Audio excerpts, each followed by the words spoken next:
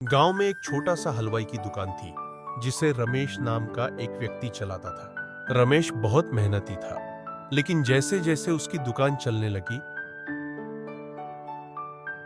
उसने सोचा कि अब उसे थोड़ा आराम करना चाहिए। उसने एक नौकर रख लिया जिसका नाम मोहन था। मोहन दिखने में तो सीधा साधा लगता था, लेकिन असल में वह बहुत ही आलसी और चालाक था। वह काम करने से हमेशा कतराता और कोई न कोई बहाना बना लेता।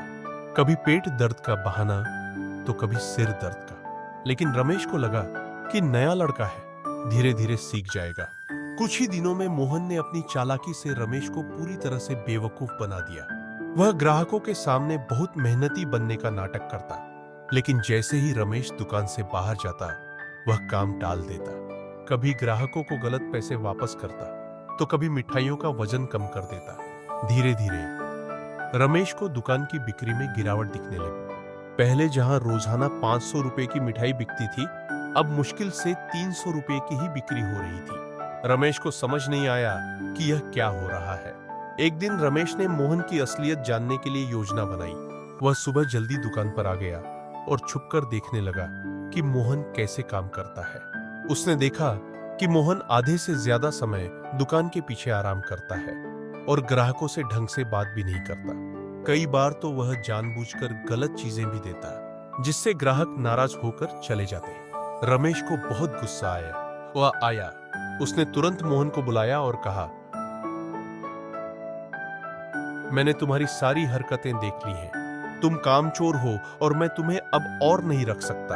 मोहन ने बहाने बनाने की कोशिश की, लेकिन रमेश ने उसे दुकान से बाहर निकाल दिया।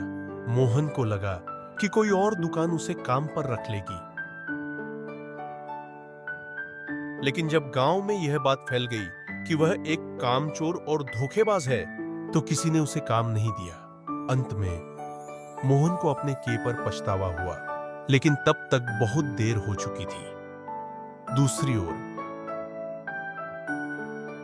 रमेश ने एक नया नौकर रखा जो ईमानदार और मेहनती था।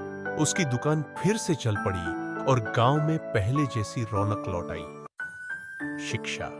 इस कहानी से हमें यह सीख मिलती है कि कामचोरी और धोखाधड़ी का नतीजा हमेशा बुरा होता है। अगर हम मेहनत और ईमानदारी से काम करें, तो सफलता हमारे कदम चूमती है।